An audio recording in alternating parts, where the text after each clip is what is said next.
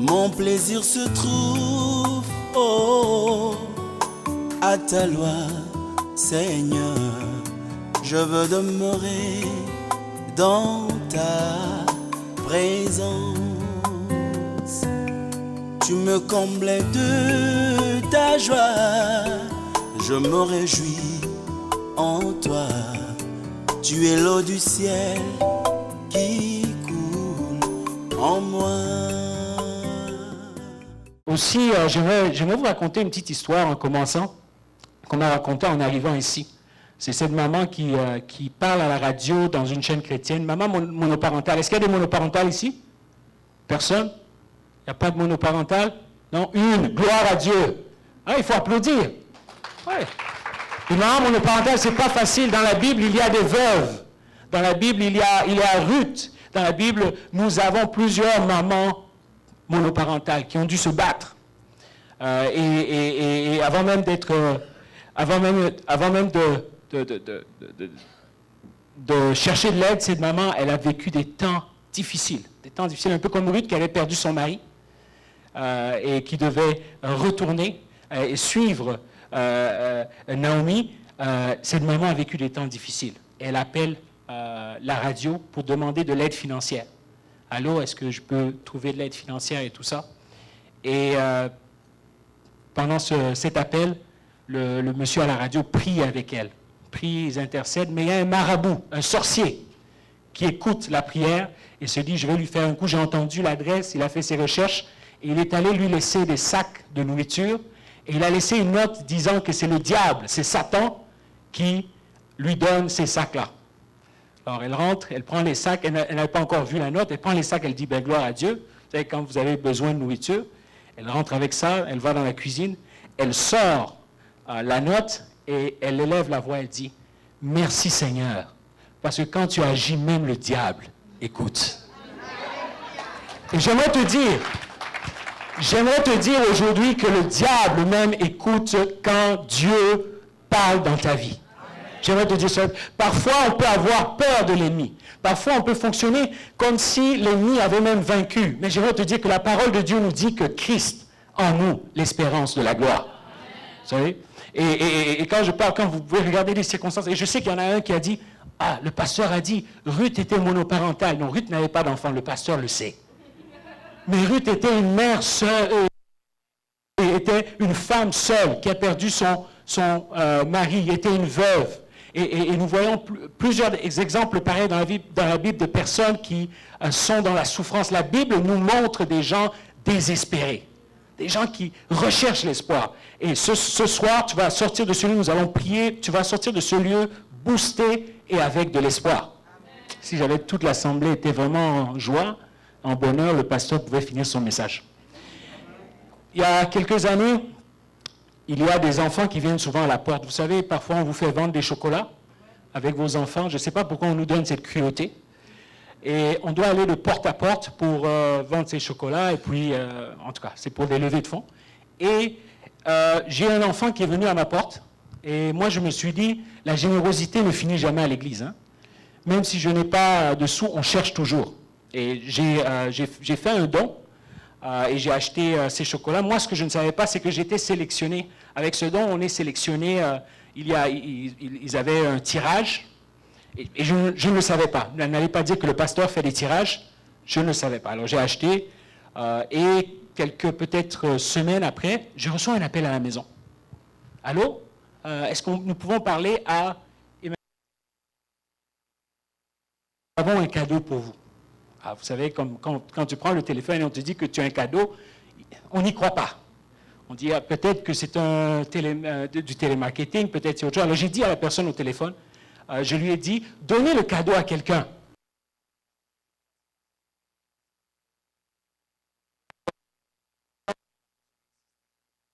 J'ai été prendre ce cadeau, et ce cadeau, c'est un iPad 1.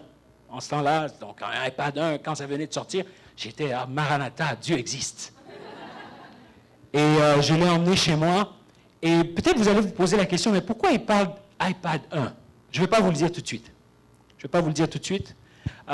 Aujourd'hui, nous allons voir que le Saint-Esprit est le meilleur moyen de salut et le Saint-Esprit emmène la présence de Dieu. Et vous allez voir où est-ce que je m'en vais avec ça. Gardez cette histoire d'iPad dans vos esprits, parce que vous allez voir une facette que le Saint-Esprit veut vous montrer ce soir. Le pasteur Jacques nous a parlé d'Israël, un sanctuaire, Juda, un domaine, et je crois que Dieu veut faire de nous un sanctuaire et Dieu veut faire de nous un domaine ce soir. Et je pense que j'avais 3 lecteurs pour le verset de ce soir. Et nous allons être aujourd'hui dans Acte 10 et nous allons lire tout le chapitre. Et pour ceux qui connaissent leur Bible, Acte 10, c'est Corneille, on voit le centenier Corneille et nous voyons Pierre et le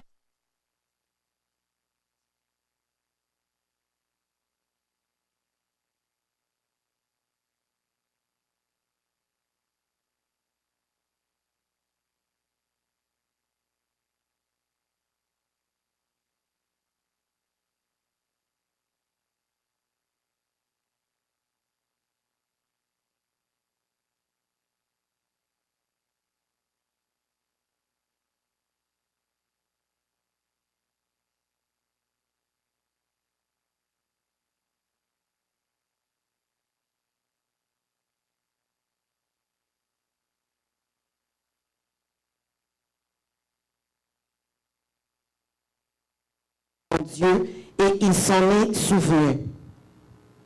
Verset 5. Envoie maintenant des hommes à Joppé et fais venir Simon, surnommé Pierre. Il est logé chez un certain Simon, corroyeur, dont la maison est près de la mer.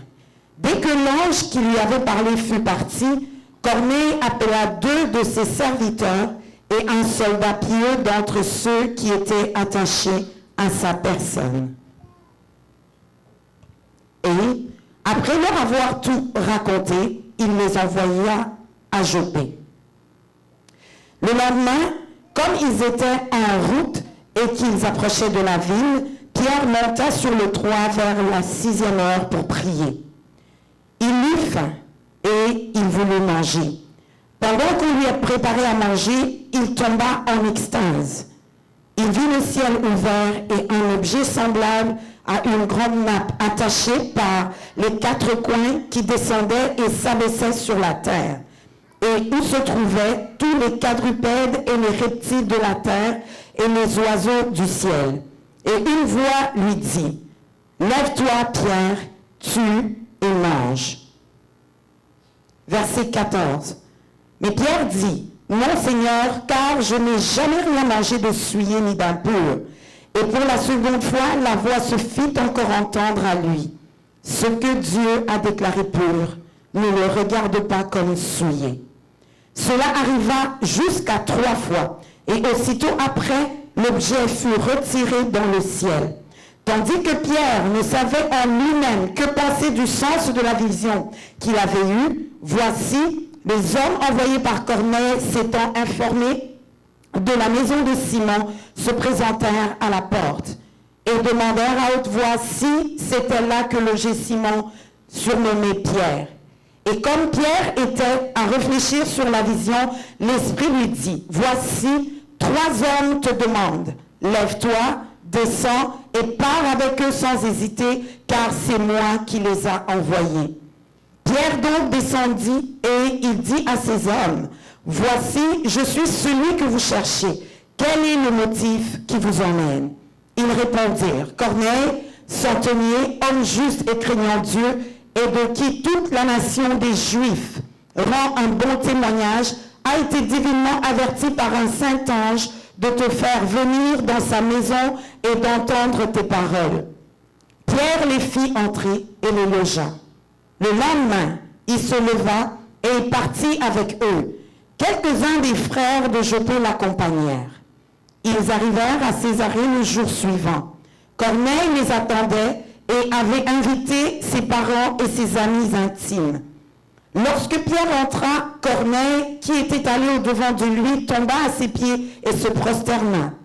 Mais Pierre le releva en disant, « Lève-toi, moi aussi, je suis un homme. » Et conversant avec lui, il entra et trouva beaucoup de personnes réunies. Vous savez, leur dit-il, qu'il est défendu à un juif de se lier avec un étranger ou d'entrer chez lui. Mais Dieu m'a appris à ne regarder aucun homme comme souillé et impur. C'est pourquoi je n'ai pas eu d'objection à venir, puisque vous m'avez appelé. Je vous demande donc pour quel motif vous m'avez envoyé chercher.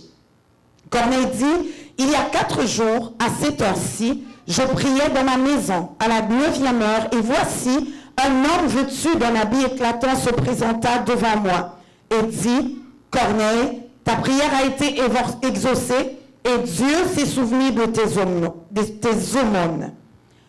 Envoie donc à Joppé et fais venir Simon surnommé Pierre. Il est logé dans la maison de Simon le corroyeur, près de la mer. Aussitôt envoyé vers toi, et tu as bien fait de venir. Maintenant donc, nous sommes tous devant Dieu pour entendre tout ce que le Seigneur t'a ordonné de nous dire. Verset 34. Alors Pierre, ouvrant la bouche, dit, en vérité, je reconnais que Dieu ne fait point exception de personne, mais qu'en toute nation, celui qui le craint et qui pratique la justice lui est agréable. Il a envoyé la parole aux fils d'Israël en leur annonçant la paix par Jésus-Christ, qui est le Seigneur de tous. Vous savez ce qui est arrivé dans toute la Judée après avoir commencé en Galilée à la suite du baptême que Jean a prêché. Vous savez comment Dieu a oint du Saint-Esprit et de force Jésus de Nazareth, qui allait de lieu en lieu, faisant du bien et guérissant tous ceux qui étaient sous l'empire du diable, car Dieu était avec lui. Nous sommes témoins de tout ce qu'il a fait dans le pays des Juifs et à Jérusalem. Ils l'ont tué en le pendant au bois. Dieu l'a ressuscité le 3e jour et il a permis qu'il apparût non à tout le peuple, mais aux témoins choisis d'avance par Dieu, à nous qui avons mangé et bu avec lui après qu'il fut ressuscité des morts. Et Jésus nous a ordonné de prêcher au peuple et d'attester que c'est lui qui a été établi par Dieu, juge des vivants et des morts. Tous les prophètes rendent de lui le témoignage que quiconque croit en lui reçoit par son nom le pardon des péchés. Comme Pierre prononçait encore ces mots, le Saint-Esprit descendit sur tous ceux qui écoutaient la parole. Tous les fidèles circoncis qui étaient venus avec Pierre furent étonnés de ce que le don du Saint-Esprit était aussi répandu sur les païens, car ils les entendaient parler en langue et glorifiaient Dieu. Alors Pierre dit, peut-on refuser l'eau du baptême à ceux qui ont reçu le Saint-Esprit aussi bien que nous? Verset 48, et il ordonna qu'ils fussent baptisés au nom du Seigneur, sur quoi ils le prièrent de rester quelques jours auprès d'eux. Parole du Seigneur. Père Céleste, te remercions pour cette parole. Seigneur, je te demande de préparer les cœurs. Un peu comme à Nazareth, Seigneur Jésus, tu as parlé à ce peuple. Et tu as dit dans ta maison, à Nazareth, tu leur as dit que nul n'est prophète chez soi. Tu as dit dans ta maison que certainement il dirait, médecin, guéris toi-même. Mais Seigneur, il y a quelque chose que tu voulais leur révéler. Et ce soir, il y a quelque chose que tu veux révéler à ton peuple. Seigneur, que je ne sois pas un obstacle pour ta parole et que la personne qui est ici puisse regarder au-delà de l'humble vaisseau, de l'humble vase qui parle ce soir.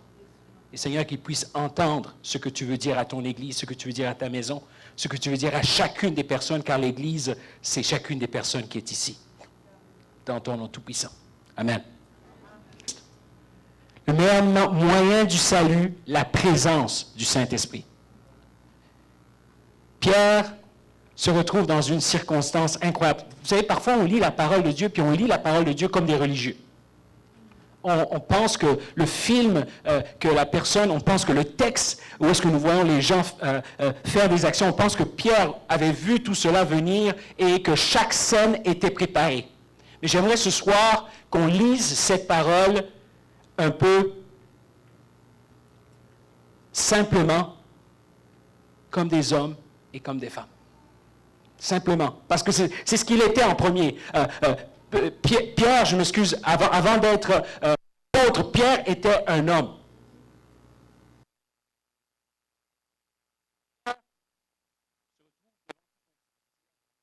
Ça commence par dire, il y avait à Césarée un homme nommé Corneille, centenier dans la cohorte dite italienne. On s'arrête là. Ce n'est pas une bonne nouvelle, ça. Pour un juif, ce n'est pas une bonne nouvelle qu'un centenier soit touché par Dieu.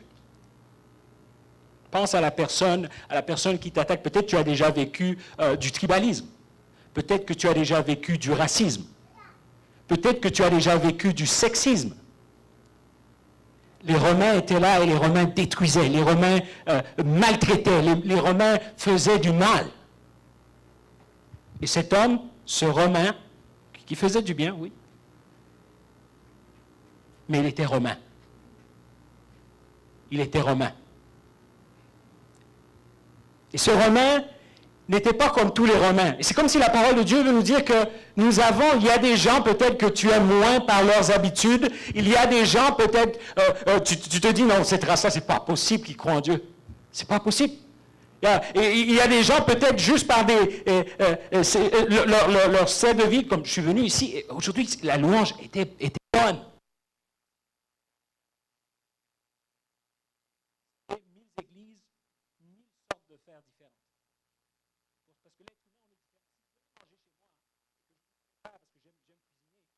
Probablement pas cuisiner comme certains d'entre vous. Il y en a peut-être l'un d'entre vous qui va dire qu'il n'y a pas assez de sel. L'autre va dire non, c'est pas assez, c'est pas bien. Il y en a peut-être un d'entre vous qui va dire ah, mais le pasteur Emmanuel, c'est le meilleur cuisinier homme.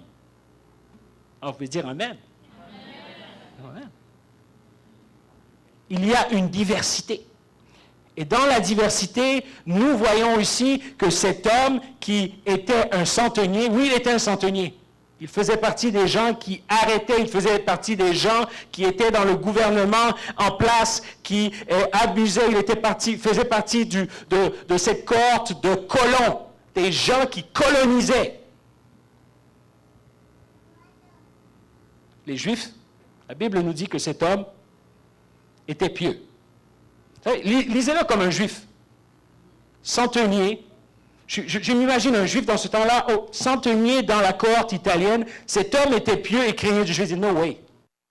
No way. À un moment, j'avais tout un amour pour les Belges. Tout un amour. Avec toute l'histoire qu'on a. La mort de Patrice Emery, Lumumba et tout ça. J'avais tout un amour pour eux. Et si j'aurais lu, il était un centenier dans la cohorte belge. Et cet homme était pieux, je ne sais pas ce que je me serais demandé. Lisons-le comme si nous étions juifs. Mais vous savez ce que la parole de Dieu nous dit, il craignait Dieu avec toute sa maison. Alors si j'étais à la place du juif qui lit ça, je dirais, ah non, pourquoi il craint Dieu? Il ne devrait pas craindre Dieu, il devrait tous être punis. Il faisait beaucoup d'aumônes, il donnait au peuple et continuellement. Il y a des gens qui ne te ressemblent pas, qui prient continuellement. Il n'était pas dans une église, il n'était pas dans une synagogue, il était dans une maison. Et dans cette maison, il priait. Et vous savez, j'aime la louange, j'aime tout ce qui a eu lieu ici, j'aime la passion qu'il y a, mais parfois, nous voulons que les gens nous ressemblent. Moi, le premier. En tant que pasteur, il m'est arrivé de dire, et j'ai quelqu'un dans l'église, à chaque fois que je prêche, il est soit en méditation, soit en intercession. Et il a failli terminer mon appel juste parce que je me disais, mais est-ce que je l'ennuie, lui? Chaque fois que je commence à parler, il s'en va. Mais j'aimerais vous dire que cet homme est probablement une des personnes qui comprend le mieux, qui applique le mieux les messages à l'église. Et vous savez, il n'a pas la même manière de comprendre que moi. Et j'ai su plus tard. Trois travails, il travaillait de longs shifts. Alors quand il venait à l'église, je viens à l'église, mais vous savez, parfois, si je lui dirais, et puis moi, il m'arrive des fois en tant que pasteur, je suis un homme passionné, lève-toi, c'est le temps de louer Dieu. Vous comprenez que cette personne-là n'a peut-être pas envie de taper les mains. Mais sa passion, c'est un homme aussi passionné que peut-être quelqu'un d'autre qui tape les mains. Et j'aimerais te dire que dans les temps difficiles de l'Église, cet homme qui est en méditation et en intercession, c'est un homme qui a fait des grandes choses à l'Église. Et Corneille était un peu comme ça. Corneille était dans une maison. Corneille était dans un lieu où est-ce qu'aucun juif pouvait penser qu'il y avait un chrétien. Homme de la cohorte dite italienne, qui craint Dieu. Ça ne va pas ensemble. Ça ne va pas ensemble. Un soldat qui craint Dieu, ils viennent juste de décimer tout le village à côté. Craint Dieu, fait beaucoup d'aumônes, il prie continuellement. Et vers la 9e heure du jour, il vit clairement la vision d'un ange. Et j'aimerais te dire que Dieu agit au-delà de nos réunions. Dieu agit en dehors. Dans cette ville de Montréal, Dieu agit. Peut-être que tu peux penser que nous vivons un temps désespéré. Oui, certes, la culture a peut-être pris un élan dangereux, mais je vais te dire que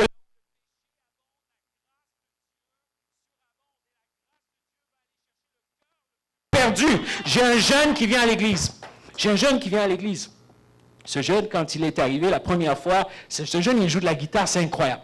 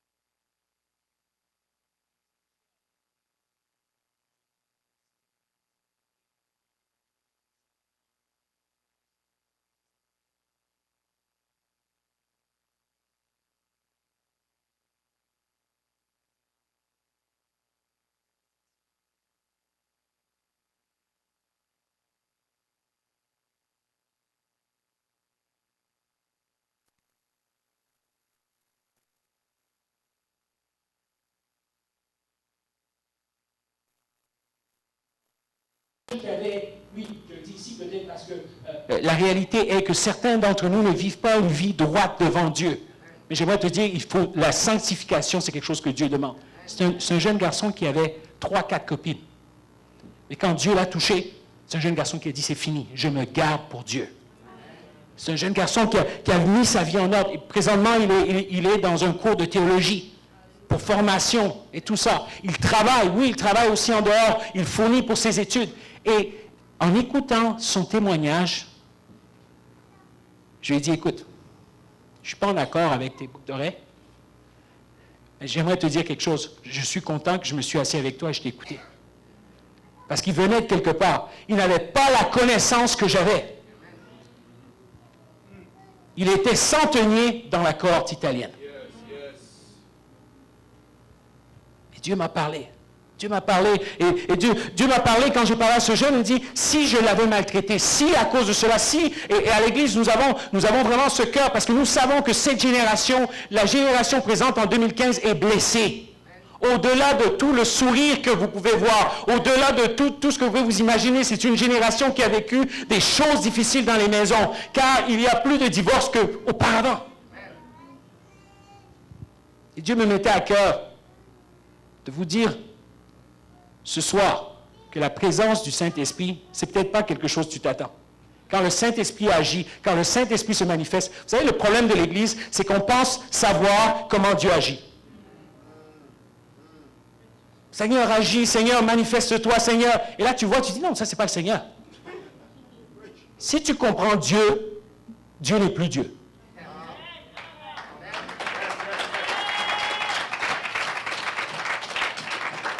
Ce que Dieu veut faire aujourd'hui est différent.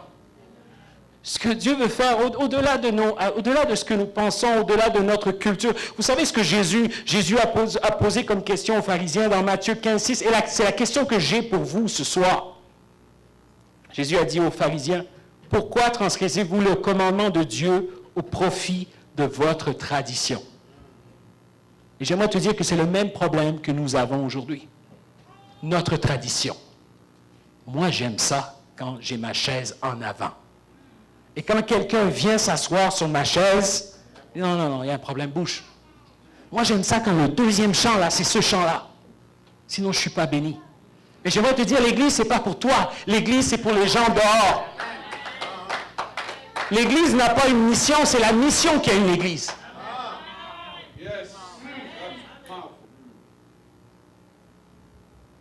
Corneille priait.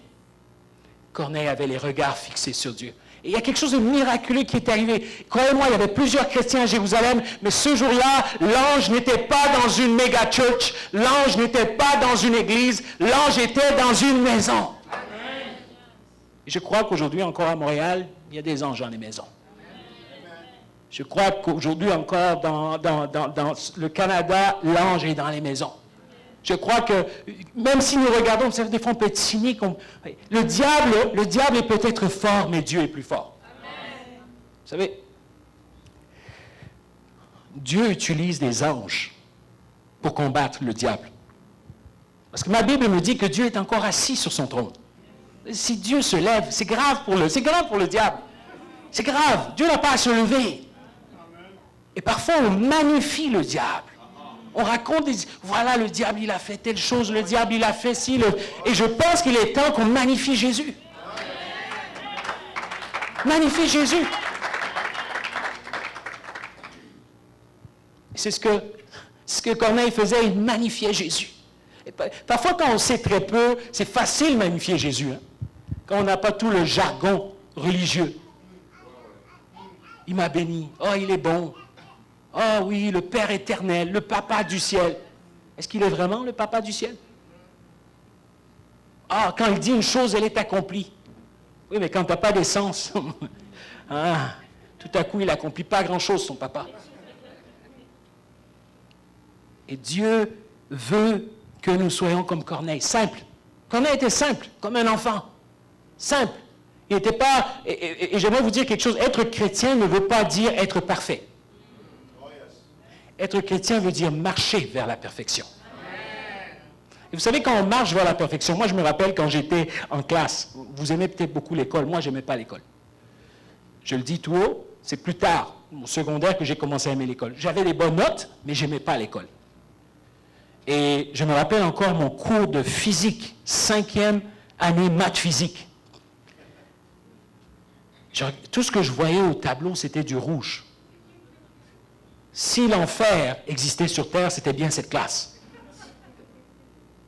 Mais j'aimerais te dire que je marchais vers la perfection.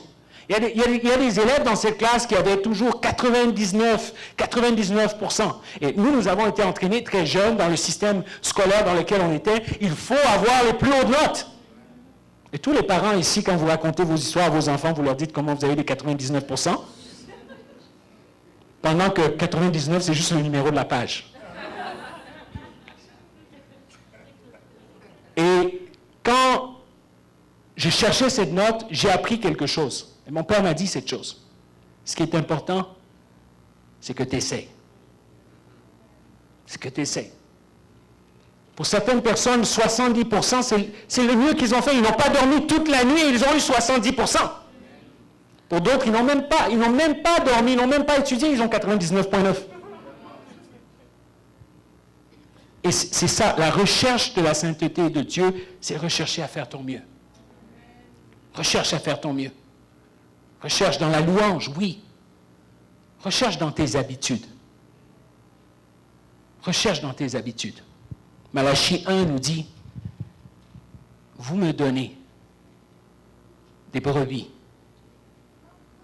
blessées, des brebis en tâche. Allez donner cela à votre gouverneur. Voyez s'il va le recevoir. Et à chaque fois que je marche, à chaque fois que j'avance avec Dieu, je dis, est-ce que je fais comme Corneille? Est-ce que je lui donne mon mieux? Avec qu'est-ce que j'ai?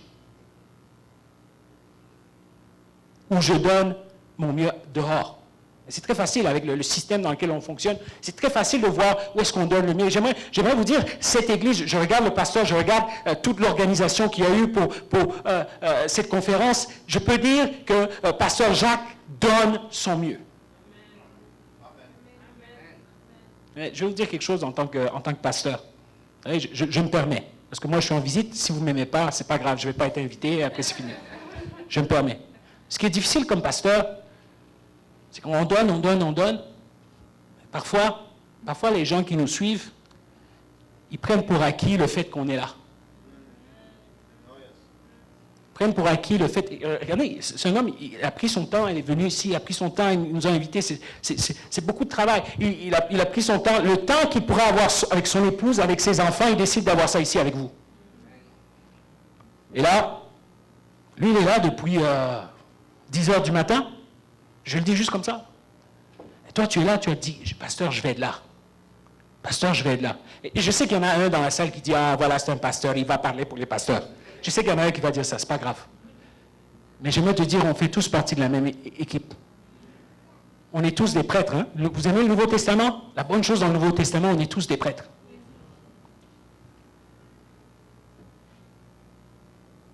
Et papa, il a besoin des gens aussi qui vont dire, vous savez, si je ne suis pas là ce soir, il a besoin de mon aide. Il a besoin de ma présence. Il a besoin que je sois là. Ça fait toute la différence. Quelqu'un qui est là, ça fait toute la différence. Et j'aimerais vous dire que quand l'Église avance de cette manière, quel que soit le montant de personnes qu'il y a dans l'Église, il y a un miracle qui arrive. Vous savez, Corneille était entouré de gens comme ça. Corneille est là, il prie, et la parole de Dieu dit que pendant qu'il était là, pendant que l'ange lui a parlé, l'ange lui dit, envoie à Joppé et fais venir Simon. Et vous savez ce que Corneille fait? Corneille, il part, il appelle 2 de ses serviteurs. Et si vous lisez, c'est écrit, des soldats pieux, des gens comme lui, des gens de confiance. Des gens un peu, j'ai vu des disciples de papa Jacques aujourd'hui, des gens qui sont avec lui. Et ce n'est pas seulement pour l'Église. Tu es marié, tu as besoin que ton épouse soit avec toi. Tu as besoin que tes enfants soient avec toi. Tu es dans les affaires. C'est ce qui m'attriste des fois quand je vais dans certains magasins. Tu vas dans un magasin et moi j'aime le poulet. Hein? Tu veux acheter ton poulet bien épicé. Et tu l'as commandé. Et vous savez, j'aime parler de nourriture.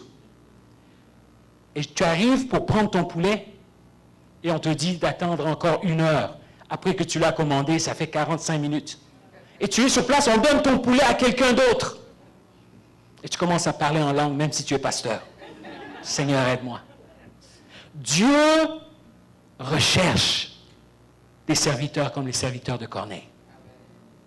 Même dans ton lieu de travail, ne commence pas, ne sois pas avec ceux qui critiquent, ne sois pas avec ceux qui parlent dans le désordre, sois de ceux qui sont pieux. Oui, on te maltraite. Qu'est-ce que la Bible dit sur ceux qui te maltraitent? Si quelqu'un te maltraite et te dit de faire 1 kilomètre, fais-en 20 avec lui. Ah, moi j'aime beaucoup Cassius Clay, Mohamed Ali, qui a dit que pour être un bon boxeur, il faut être capable de prendre beaucoup de coups. Mais quand tu frappes, de bien frapper. Et je pense que l'Église de Dieu est appelée à prendre beaucoup de coups. Je pense qu'en tant que croyants, nous sommes appelés à prendre beaucoup de coups pour voir la présence du Saint-Esprit. Le lendemain, comme ils étaient en route, et c'est drôle, il leur donne un ordre et tout de suite, ça arrive. La scène, c'est tout de suite. Quand tu as des serviteurs fidèles, les choses avancent très vite. Le lendemain, comme ils étaient en route, ils s'approchaient de la ville. Pierre monta sur le toit et Pierre est là. Pierre est là sur le toit. Je me demande ce que Pierre est en train de penser. Pierre est allé prier, mais j'aime la prière de Pierre parce que Pierre prie, mais il eut faim. Même le pasteur est normal, parfois il a faim. Pierre se retrouve là, il a faim, et ce qui est encore plus intéressant, c'est qu'il voulut manger, et pendant qu'on lui préparait à manger, je ne sais pas quelle odeur il y avait, il tomba en extase. Le cuisinier était bon ce jour-là. Pierre est là, il prie,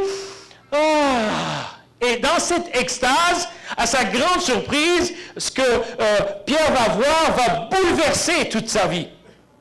Il vit un ciel ouvert et un objet semblable à une grande nappe attachée par les 4 coins qui descendait et s'abaissait. C'est un homme qui a faim et qui il voit tout un repas.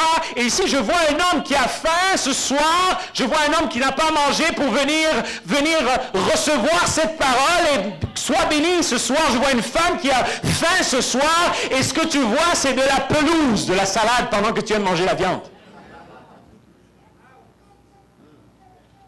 Pierre a faim, mais ce qu'il voit, c'est des choses qu'il ne bouffe pas, des choses qu'il ne mange pas, des choses souillées, des choses impures.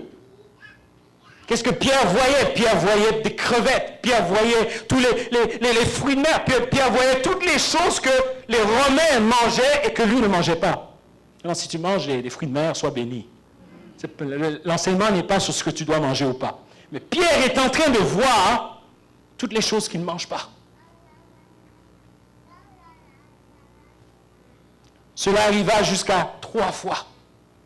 Et aussitôt, l'objet fut retiré du ciel. Et tandis que Pierre ne savait en lui-même que penser du sens de la vision, voici, surprise, surprise, des soldats romains. Soldats romains qui arrivent à sa porte. Et Pierre, le patron, t'appelle. Aujourd'hui, imaginez-vous, on est ici, et 2 policiers arrivent et prennent le pasteur. Le maire de la ville d'Ottawa, Denis Coderre, t'appelle. Je ne pense pas que vous allez dire Alléluia. Dire qu'est-ce que le pasteur a fait. Toute l'Église va dire voilà, je savais, avec sa veste, je le suspectais.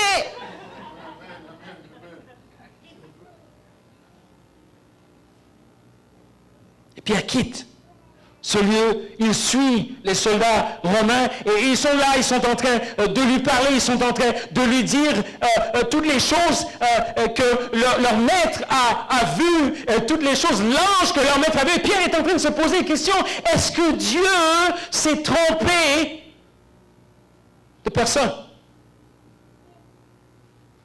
Un Romain qui voit un ange?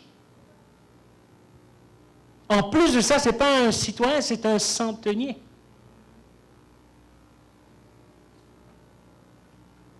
Jésus, je n'avais pas vu ça venir. J'ai un voisin, et à chaque fois, il fait des blagues vraiment qui sont mal placées. Et chez nous, à la maison, vous savez, la bénédiction de l'Amérique du Nord, c'est la neige. Et parfois, en tant que pasteur, tu reviens à la maison et tu pries pour que la neige ait fondu. Mais tu la vois. Et il m'est arrivé de dire à ce voisin, waouh, vous savez, il s'habille aussi un peu bizarrement. Genre, entre moi et vous, là, je vais être sincère avec vous, là, il s'habille un peu bizarrement. Puis... Il est gentil, il veut me saluer, mais parfois il vient me parler quand je ne veux pas parler. Peut-être vous n'avez pas des moments comme ça. Moi, j'ai des moments où je suis béni par le silence. Mais je suis touché par cet homme. Parce que cet homme, très souvent, j'arrive chez moi, j'ai pas de neige. J'arrive à la maison, je me dis, qui a enlevé ma neige? Il dit rien, jusqu'au jour où est-ce que je l'ai attrapé. C'est un homme qui est tellement loin de l'Église. Là, je l'ai invité il n'y a pas longtemps à venir. Il m'a dit, oui, je vais venir. Il ne s'est pas présenté. J'aimerais te dire que je prie pour lui jour et nuit. C'est un peu comme ces Romains qui sont avec Pierre.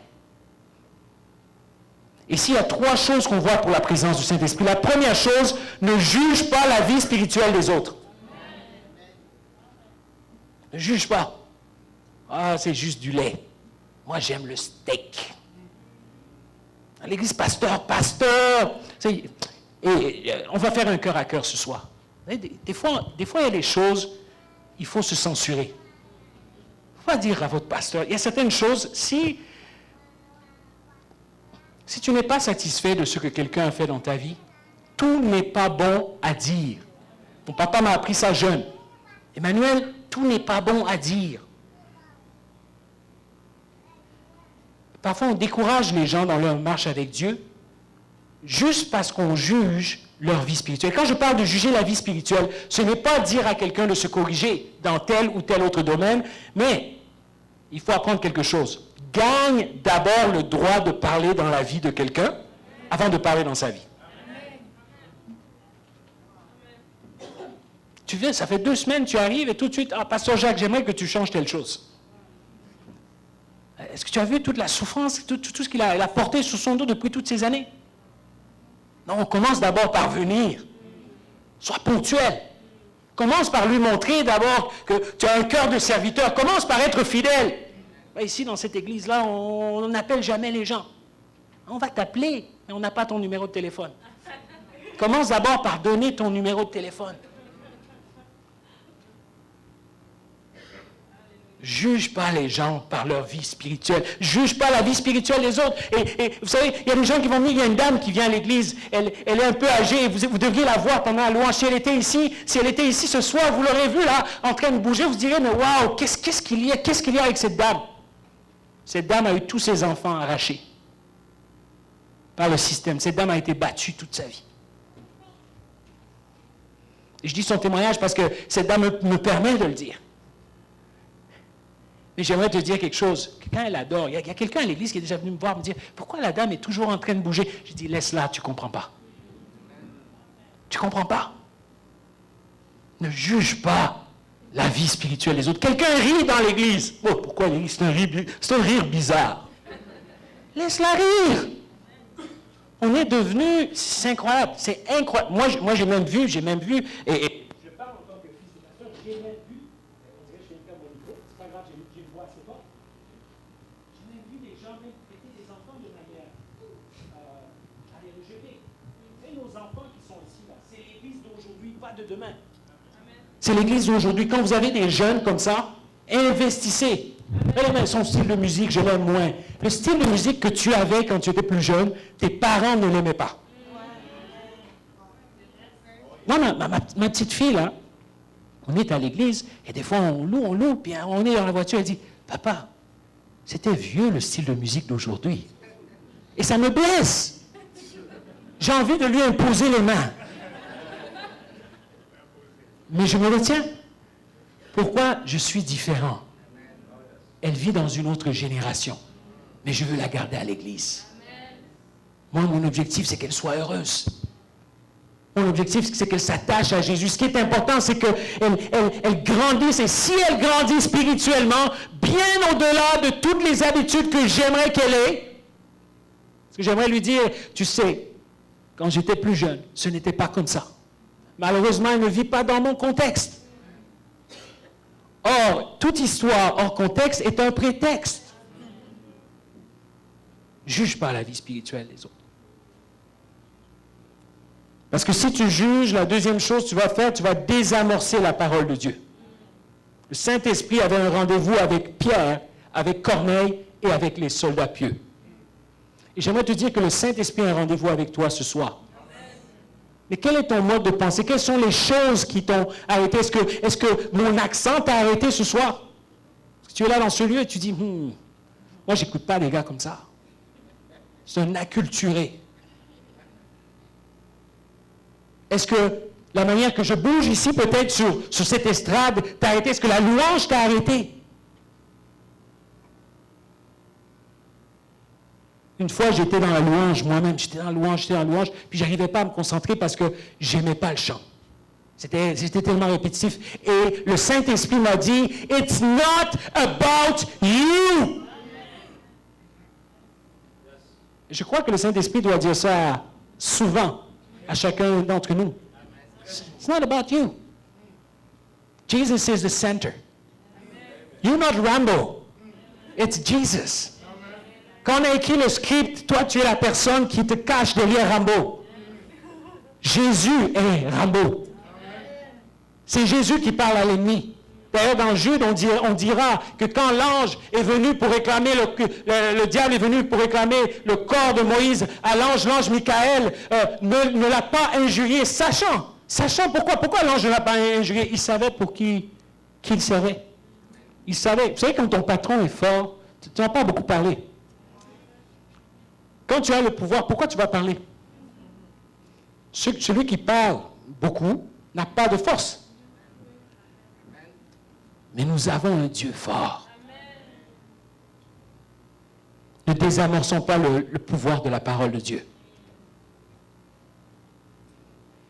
La troisième chose que Pierre n'a pas fait, il n'a pas créé une spiritualité de façade. Ça va mal, mais tu dis que ça va bien. Non, tu vas dans la présence de Dieu, tu dis, Seigneur, ça va mal. Ça va mal, Seigneur, je suis malade, agis, Seigneur. Seigneur, guéris-moi. Seigneur, le mensonge, je mens toujours. Seigneur, aide-moi à arrêter de mentir. Seigneur, j'ai tel péché dans ma vie. Si mon peuple, sur qui était invoqué mon nom, s'humilie, prie, cherche ma face. Humilie-toi devant Dieu. On n'a pas créé une spiritualité de façade. Je comprends, je sais que l'ange t'a parlé de telle manière. Oui, je comprends.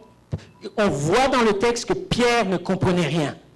Et Pierre arrive dans ce lieu, et qu'est-ce qui arrive quand Pierre arrive dans ce lieu? À sa surprise, Pierre est habitué, on baptise, le Saint-Esprit descend. Durant toute sa vie chrétienne, on baptise, le Saint-Esprit descend. Et ce jour-là, le Saint-Esprit descend, et les gens ne sont pas baptisés. Qu'est-ce que je fais quand Dieu n'agit pas comme je veux?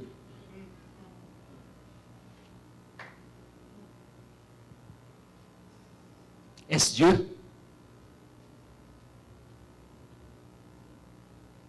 Tu es venu ici et je vois que plusieurs d'entre nous sommes des expatriés. Tu es venu ici et certainement tu trouves des habitudes, tu trouves des coutumes qui ne sont pas les tiennes. Seigneur, comment je vais m'en sortir? Seigneur, comment je vais fonctionner? Seigneur, comment je vais avancer? Je dis, la tradition est une barrière. Tu ne l'as pas, moi je dis tout haut, quand j'étais à Kinshasa, et si tu veux à Kinshasa toucher les cœurs et commencer une église, par exemple, en Kikongo, qui est la langue maternelle de mes parents, tu auras juste des Bakongo dans ton église. C'est une réalité. Tu as une église en Swahili, tu auras les Baswahili. Vrai ou faux? Mais quand tu chantes Yahweh Nabika moi, Sembona Lobokonayo. Il y a quelque chose qui arrive, hein? Il y a quelque chose qui... Tout à coup, ouh, Papa Wana a onction, hein? À Sakanarate, hein? Louange Wana Makasi. J'ai senti là la présence. Pourquoi? Parce que les gens te comprennent. La différence entre la tour de Babel et Acte 2, c'est que les gens se comprennent.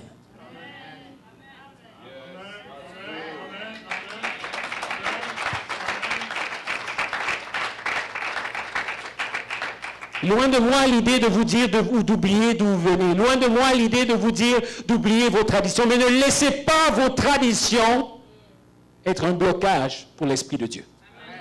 Moi, je dis toujours, avant même d'être citoyen, parce que je suis né à Mamaemo, avant même si aujourd'hui on a les papiers canadiens et tout ça, je sais d'où est-ce que je viens. Mais avant ça, je viens du royaume. Moi, j'ai les papiers du royaume. Je n'ai pas de problème de vivre et de m'intégrer. Vous savez pourquoi? Comme Abraham, tout lieu que je foule est à moi. Qu'il soit le Canada, la Suède, la Russie, il est à moi. Au nom de Jésus, je proclame cela pour chacun de vos enfants. Tout lieu que vous foulez est à vous. L'exemple que nous avons, c'est le peuple juif. Vous savez, les peuples juifs partout dans le monde. Vous allez voir, on est allé dans un restaurant il n'y a pas longtemps, j'ai regardé, Ruben, j'ai dit ça, c'est juif. Tu vas à New York, Liechtenstein, juif. Tu vas à Kinshasa, juif. Mais il s'intègre. Il garde la foi, mais il s'intègre. Et Dieu m'a mis à cœur de vous dire que le Saint-Esprit va vous aider à vous intégrer. Parce que le Saint-Esprit, quand le Saint-Esprit se manifeste, vous savez qu'est-ce qu'il y a? Il y a un contact divin que Dieu vient de faire entre Pierre et Corneille. Croyez-moi, Corneille fait avancer le ministère de Pierre. Amen. Les dons de Corneille, en un jour, ce qui n'a pas pu être fait sera fait en un jour. Dieu a toute une manière de financer son royaume. Quand Jésus est allé à la croix, vous savez, si vous étiez des disciples de Jésus, vous direz Nicodème. Nicodème et d'Arimathée. vous direz que c'était des lâches, parce qu'ils allaient voir Jésus de nuit. Mais qui a donné le tombeau?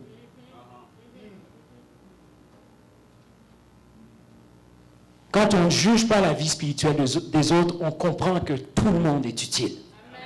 Même celui qui est lâche aujourd'hui, même celui qui a peur aujourd'hui, il est utile.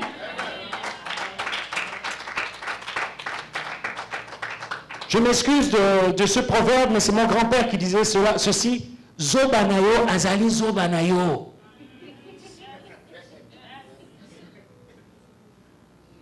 Lingae.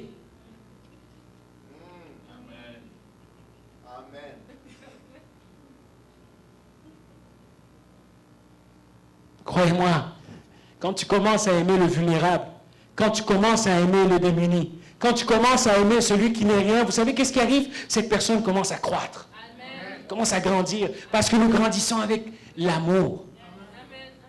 Tout à coup, je veux apprendre. J'ai besoin d'écouter. J'ai besoin, le conseil que tu m'as donné, c'est bon. Qu'est-ce que je peux faire?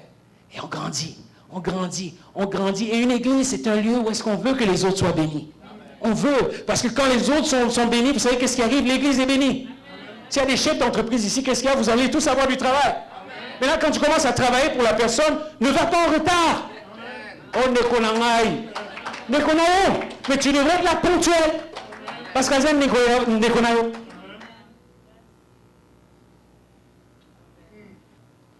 Pierre est là. Pierre est... Waouh. Il dit, qu'est-ce qui s'est passé? Il dit, waouh. Dieu ne fait exception de personne. Est-ce que c'est une parole que tu crois? Dieu ne fait exception de personne? Et tu es personne. Donc Dieu ne fait pas exception de toi.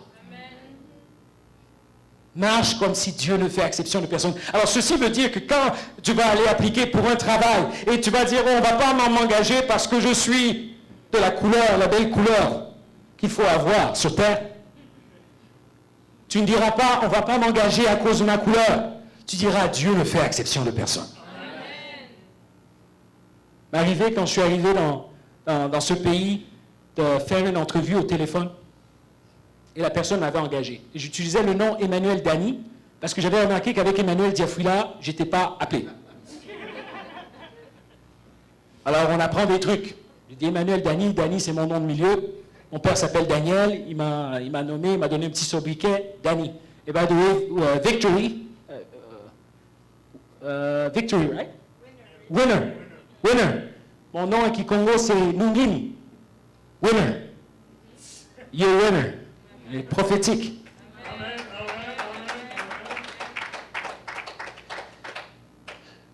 Et je suis arrivé devant la personne. Elle ouvre la porte, elle dit, tu es noir. Je dis, ah bon? J'ai tout de suite compris que je n'allais pas avoir le travail. Je ne suis pas sorti, je n'ai pas commencé. Ah, la vie est amère. Je suis seul au monde. Il n'y a rien à faire, je suis seul au... Oui, le pasteur connaît la musique, des fois il écoute la radio. Non. J'ai pleuré. Oui, ça fait mal. Oui. Est-ce que le racisme existe? Oui. Le sexisme aussi existe. Le tribalisme aussi existe. Alors tu as un choix. Dormir dans la dépression et voir ta vie passer et voir les autres se battre, ou faire comme Cassius Clay. Prendre les coups et attendre le 12e round où est-ce que toi tu vas frapper. Et j'ai décidé de frapper. Tu peux applaudir.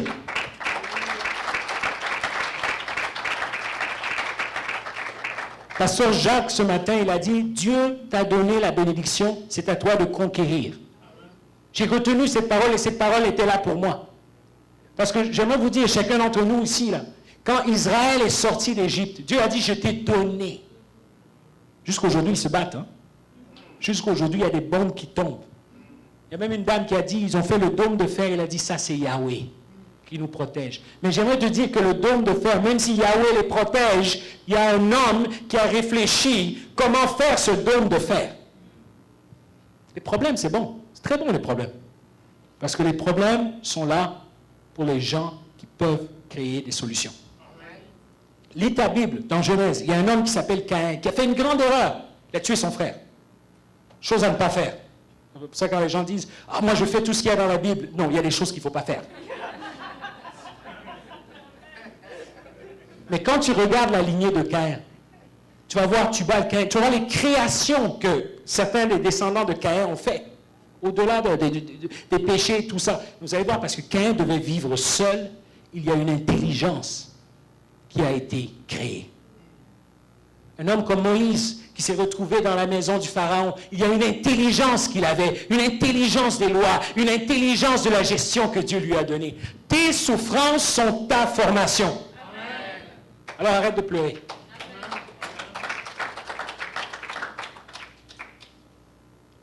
Pourquoi tu souffres tant? Parce que tu as appelé à régner. Tu as appelé à régner. M'arriver d'être dans le pays qui est un peu plus au sud de nous, qui pense que tout Canadien, même les Canadiens expatriés, vivent dans des igloos. Et quand j'y étais, j'avais un ami dans cette ville de ce pays. Et cet ami m'a appelé, on devait manger quelque part. Il me dit, viens, on va manger à telle place. OK, on va manger, c'est bien. Et vous savez ce que les amis font pour vous quand vous êtes dans une ville étrangère? Ils vous donnent l'adresse. Un ami proche. Et je prends ma voiture, je me dirige, je mets l'adresse dans mon GPS et je me dirige vers le lieu où est-ce que nous devions nous rencontrer. Vous savez, quand vous avez un peu voyagé, vous savez c'est quoi un quartier dangereux. Je me retrouve dans un quartier dangereux. Et si, pour ceux qui ont déjà été dans le pays où est-ce qu'il y a des igloos, il y a des quartiers qui sont très dangereux.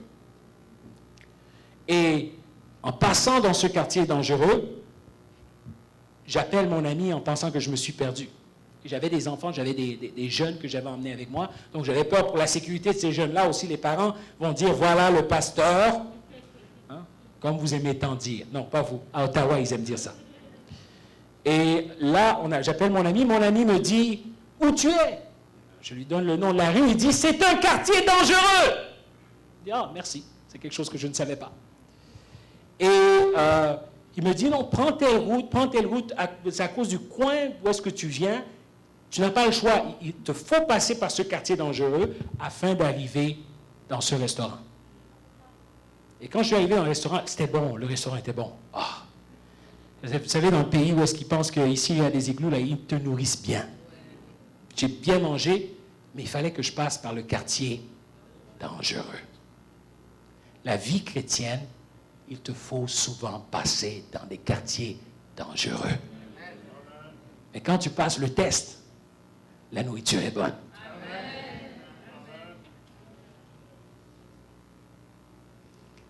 Pierre est là, il savoure la présence de Dieu. Il savoure ce que le Saint-Esprit a fait en lui. Et je conclus ici. Et quand il est là et qu'il savoure et qu'il dit « Dieu ne fait exception de personne », vous savez, dans la joie, qu'est-ce qu'il fait? Il les baptise. Est-ce que vous avez déjà imaginé quand Pierre est retourné à la maison et a raconté cela à son église? Qu'est-ce que l'église a pensé? Je viens d'une maison d'un centenier romain, il a reçu le Saint-Esprit, je l'ai baptisé après. Ouh. On va avoir une réunion avec les anciens. Pauvre Pierre. Mais Pierre est allé avec le courage. Ici, l'histoire du iPad que je vous ai conté au départ. J'ai eu mon iPad 1, j'étais heureux. J'avais plein de joie jusqu'à ce que le iPad 2 est sorti. Parce que là, il fallait que je fasse une mise à jour. Je voulais un nouveau programme afin de pouvoir télécharger les nouvelles applications. Vous savez quoi? Dans le iPad 1, tu ne peux pas télécharger le programme qu'il y a dans l'iPad 2. Après, il y a eu le iPad 3. Ça m'a fait encore plus mal. Parce que je ne pouvais faire aucune mise à jour. Et c'est là que le Saint-Esprit m'a révélé quelque chose. Pour avoir le nouveau programme, tu as besoin d'acheter un nouveau iPad. La première chose a été donnée, gloire à Dieu. Mais tu ne peux plus fonctionner dans l'onction du iPad 1. Et plusieurs croyants, le Saint-Esprit vous a touché dans le passé, mais tu veux fonctionner dans l'onction du iPad 1, pendant que Dieu fonctionne dans l'onction du iPad 3.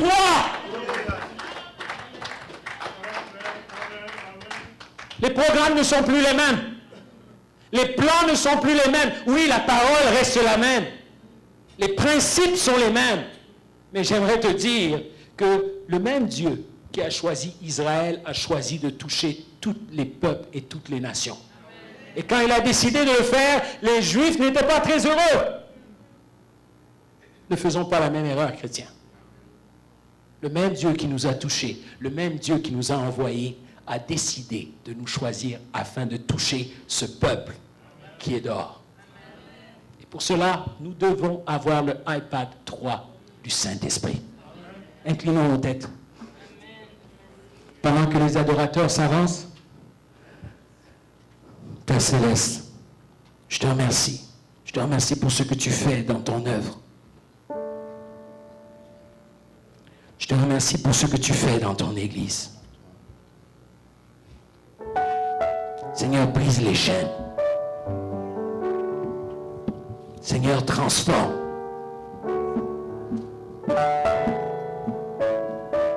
Seigneur, restaure. Mais surtout, Seigneur, donne-nous une mise à jour. Seigneur, ce que tu fais me surprend tous les jours. Il n'y a pas un jour où est-ce que je dis, waouh, je comprends Dieu. Pas un jour. Seigneur, tu veux faire des grandes choses. Tu as choisi un peuple fort, un peuple qui a souffert, certes, mais tu as choisi ce peuple, tu l'as placé dans cette ville afin d'être une bénédiction pour les nations. Il y a des gens qui viennent de parcours différents, d'ethnies différentes. Il y a des gens dans ce lieu qui viennent, qui ont des couleurs différentes. Et toi, tu ne fais exception de personne.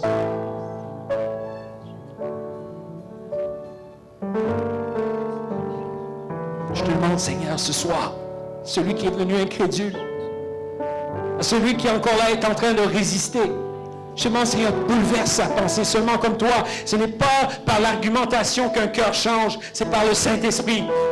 Ce n'est pas par la parole d'un homme qu'un homme change, c'est par le Saint-Esprit.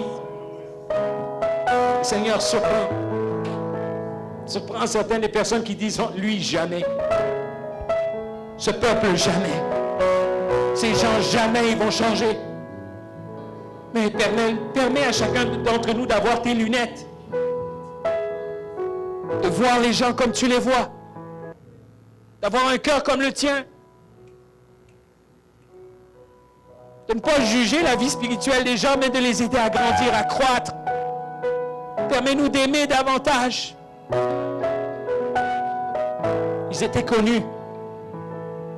Les chrétiens étaient connus comme des gens du livre, mais aussi à l'amour qu'ils avaient les uns pour les autres.